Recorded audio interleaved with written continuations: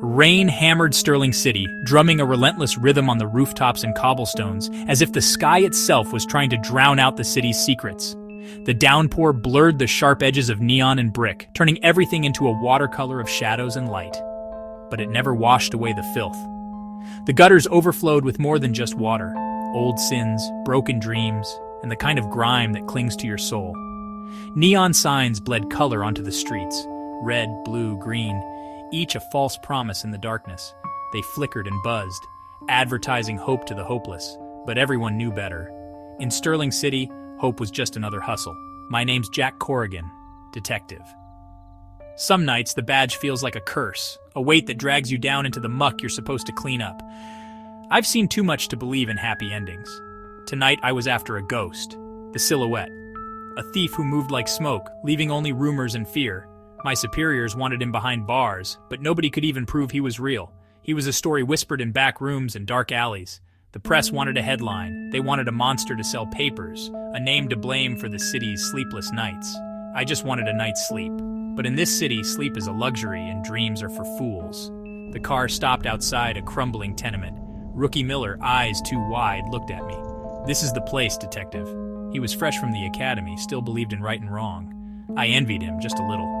The informant said the Silhouette's girl Lola was inside. She was trouble-wrapped in silk with a smile that could melt steel and eyes that saw too much. I pulled my hat low. Same script, different night. The city changed faces, but the story never did. I stepped into the rain, the city's stench thick. Wet wool, cheap cigars, desperation. Every breath tasted like regret. The building loomed, windows like empty eyes. It watched me, silent and judging, as if it knew every secret I carried. Somewhere inside, a clue waited. Maybe my way to the Silhouette, maybe just another dead end. In this line of work, you learn to expect both. I straightened my tie. The job was the job. You put on the armor, even when it's paper thin. You chase shadows, even when you know they might swallow you whole. But if you stop chasing, you're already lost. In Sterling City, that's the only way to survive. You keep moving, keep searching, because the moment you stand still, the city eats you alive.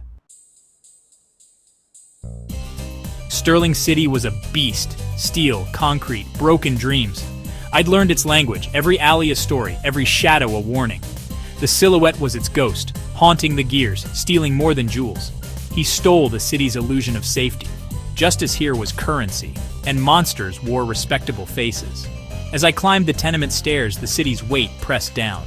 Boiled cabbage, rot, and regret. This wasn't about shootouts. It was the grind, the puzzle, the push through exhaustion. The ghost was in the machine, and I was the mechanic sent to find him. In Sterling City, the hunt never ends. The badge in my pocket felt like ice. Cold, heavy, isolating. It was more than just a piece of metal. It was a symbol, a burden, a responsibility that weighed on my soul. Every time I touched it, I felt the weight of the lives it had impacted, the justice it had served, and the corruption it had witnessed. It opened doors, but it closed more. It granted access to places most people never see. But it also shut me out from the world I once knew. Friends became distant. Family gatherings felt strained, and the line between right and wrong blurred with each passing day. People saw it and shut down. Their eyes would dart away, conversations would halt, and an invisible barrier would form. The badge was a wall, separating me from the very people I swore to protect. I remembered the man I was before, hopeful, believing the law was a shield. I thought I could make a difference, that I could be a beacon of justice in a city drowning in shadows. But the years had a way of eroding that hope, replacing it with a hardened resolve. Now I knew better. The law could be twisted, bought, and sold. Corruption was a cancer, spreading through the ranks, infecting even the most righteous. It was a game, and the rules were written by those with the deepest pockets. The Silhouette thrived in those cracks, exploiting the city's rot. He was a ghost, a phantom that moved through the underbelly of Sterling City, leaving chaos in his wake. He was the embodiment of everything I fought against, yet he was always one step ahead. He wasn't Robin Hood. He was chaos in a tuxedo, and things were getting dangerous. His actions were unpredictable, his motives unclear. He thrived on the city's fear, and his presence was a constant reminder of the darkness lurking just beneath the surface. That's why I was here. hand on my revolver, climbing stairs into darkness. Each step echoed with the weight of my mission, the gravity of the situation pressing down on me. I was walking into the unknown, but I had no choice. The city needed me. It wasn't about stolen goods anymore. It was about stopping what came next. The stakes were higher than ever, and the consequences of failure were unimaginable. I had to piece together the puzzle, find the connections, and anticipate his next move. The badge was heavy, but the thought of what would happen if men like me stopped carrying it was heavier still. It was a symbol of hope, a beacon in the darkness. Without it, the city would be lost, consumed by the very chaos I fought to contain. Someone had to hold the line, however thin. It was a thankless job, but it was necessary. The city needed someone to stand up, to push back against the tide of corruption and fear. And that someone was me. The silhouette preyed on cynicism, but I wasn't ready to give in. I had seen too much, endured too much to let him win. My resolve was my shield, my determination my weapon. I would fight until my last breath. The city's people, nameless, faceless, were the reason I kept going. They were the lifeblood of Sterling City, the innocent caught in the crossfire. They deserved a protector, someone who would stand up for them when no one else would. In Sterling City, the badge is both shield and shackle. It grants power, but it also binds you to a code, a duty that cannot be ignored. It is a constant reminder of the sacrifices made, the battles fought, and the lives changed. And tonight, it was all I had. In the end, the badge was more than just a symbol. It was my identity, my purpose. It was the reason I kept fighting, the reason I couldn't give up. Because in Sterling City, the badge was everything. The door to apartment 4B was flimsy, paint peeling like old scabs. It looked like it had seen too many winters, too many secrets pressed against its frame. The hallway was silent except for the distant hum of a broken neon sign outside, flickering through the cracked window at the end of the corridor. 2 knocks.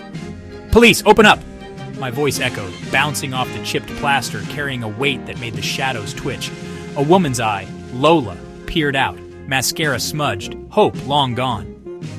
Her gaze was sharp, but behind it I saw exhaustion, the kind that comes from running out of places to hide. "What do you want?" she rasped. Her voice was rough, like gravel, and I could smell stale cigarettes, even through the crack in the door. "The silhouette. I know you know him." I kept my tone steady, but I watched her hands, trembling, clutching the door like it was the only thing keeping her upright. She lied, but the fear in her voice gave her away. Her eyes darted, searching for an escape, but there was nowhere left to run. "He ain't here, comes and goes like fog. You can't catch the fog, detective." Her words hung in the air, thick as the mist outside, but I could tell she was stalling. I stepped inside. The place reeked of smoke and loneliness. Shadows clung to the corners, and the only light came from a dying bulb above the sink. A man's tie on a lamp. A matchbook from the gilded cage. He'd been here, recently. The air was heavy with his cologne, and the ashtray overflowed with lipstick-stained butts. "He's using you, Lola. When this goes bad, you'll be left holding the bag." I tried to reach her, but she flinched, retreating into herself. Her mask slipped, just for a second. Doubt flickered in her eyes. It was a start. Maybe, just maybe, she wanted out. In Sterling City, trust is a currency no one can afford. Every promise is a gamble, every secret a loaded gun. But sometimes, a crack in the facade is all you need. Even the smallest fracture can let the truth seep through. I pocketed the matchbook. The hunt moved uptown. The city was wide awake, and so was I. The city's shadows shifted, and I followed. The game was on. Somewhere out there, the silhouette was waiting, and I was getting closer. Lola's tip led me from tenements to penthouses, from desperation to decadence. The gilded cage atop Argent Tower reeked of money and secrets. The city's elite laughed, drank, and pretended the world below didn't exist. The silhouette moved here as easily as in the alleys. He spoke their language, knew their secrets. My target, Sterling Thorne, club owner, financial kingpin, and the silhouette's old enemy. I approached. "Detective Corrigan, I need a word." Thorne's smile was all teeth, no warmth. "I associate with captains of industry, not thieves." The lie was smooth, but fear flickered in his eyes.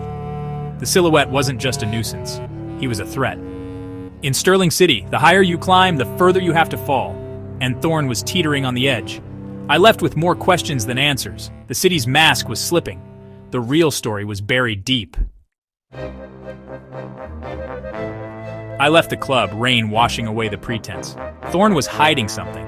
I needed leverage. Back to the city's underbelly, a diner where secrets traded hands over bitter coffee. I put the word out. Dirt on Thorne. Real dirt. Hours passed. Whispers, dead ends, rumors. Then a call. The Weasel, information broker. Thorne cheated a partner. Julian Croft ruined him. Croft vanished. The name hit hard. Croft. Brilliant architect, now a ghost. A silhouette. The pieces clicked. The silhouette wasn't just a thief. He was a man with a vendetta. In Sterling City, every ghost has a story. And this one was about to end. Julian Croft, the silhouette. Revenge, not riches, drove him. He was reclaiming his legacy, one heist at a time. Armed with his name, I dug through cold case files, blueprints, old city maps. Croft's secret, a network of forgotten tunnels beneath the financial district. His own design. He could move unseen, striking where he pleased. I grabbed my coat and revolver. Miller, get a team. Meet me at Pearl Street, quietly. The real secrets weren't in the alleys. They were buried deep, in the city's bones. We were going hunting in the dark. In Sterling City, the past never stays buried. And tonight, the city's ghosts would come out to play. The chase was on, and the stakes had never been higher. I felt the city's eyes on me as I disappeared underground. The endgame had begun. The tunnel entrance was hidden, forgotten, just like Croft. I descended, flashlight slicing through blackness, water up to my ankles. The map led beneath Argent Tower. Croft was going after Thorne, not his money. This was personal, the final act. A fresh cigar butt, Thorne's brand, on the ground. We found them in a junction chamber, a single bulb casting wild shadows. Croft, gaunt and furious, faced Thorne, who looked small and terrified. You built your empire on my ruins, Sterling. Tonight I'm foreclosing. No mask, just a man with nothing left to lose. In Sterling City, every reckoning comes in the dark. It's over, Croft, I said, revolver steady. He turned, eyes hollow. Justice? That's for men like him. Thorne tried to run, babbling for help. I didn't fire. This wasn't just criminal and victim, it was tragedy. There's still a way back, Julian, I said. He smiled, broken. Too late. He took my future. I took his peace of mind. Fair trade. Croft vanished into the tunnels, a ghost in his own machine. I didn't chase, not yet. Thorne promised me rewards. I didn't listen. I listened to the silence Croft left behind. The chase wasn't over. I'd found the silhouette, but not caught him. He was still out there, a shadow in the city's heart. Some ghosts never rest. In Sterling City, the line between hunter and hunted is razor thin, and in the end, we all become shadows. Fade out.